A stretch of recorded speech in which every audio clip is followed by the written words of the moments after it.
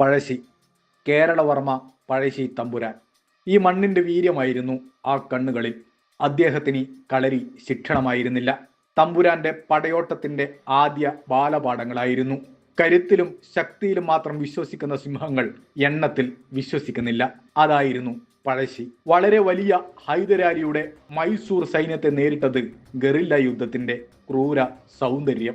ജനങ്ങൾക്ക് അദ്ദേഹം സംരക്ഷകനായി. ഒരു മഹാപ്രതിരോധം. അധികാരം തേടിയ കുടുംബം വഞ്ചകരായി. ഉണ്ടാക്കിയ ഉടമ്പടികൾ ചതിയായി.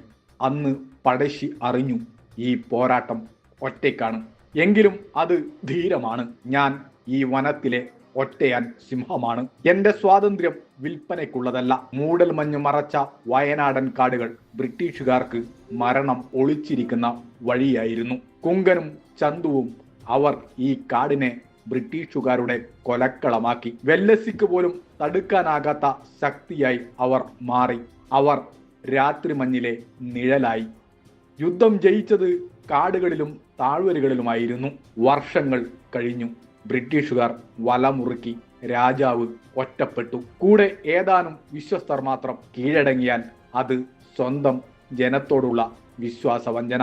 ആ സിംഹം അവിടെ ആത്മത്യാഗം തിരഞ്ഞെടുത്തു. ബ്രിട്ടീഷ് മേധാവിയായ ബാബർ പോലും ആ പരാക്രമിക്ക് മുന്നിൽ സ്തംഭനായി. അന്ന് അദ്ദേഹത്തിന്റെ ചിതയിലെ പുക സൂര്യനിലേക്ക് ലയിക്കുമ്പോൾ മരണം കീഴടങ്ങുന്നതിനേക്കാൾ ശ്രേഷ്ഠമാണെന്ന് അദ്ദേഹം ലോകത്തോട് വിളിച്ചു പറഞ്ഞു. ആ സിംഹം അന്നവിടെ വീണു. പക്ഷേ ആ സിംഹത്തിന്റെ ഗർജനം ഇന്നും ഈ മലയാളത്തിന്റെ കുന്നുകളിൽ പ്രതിധ്വനിക്കുന്നു.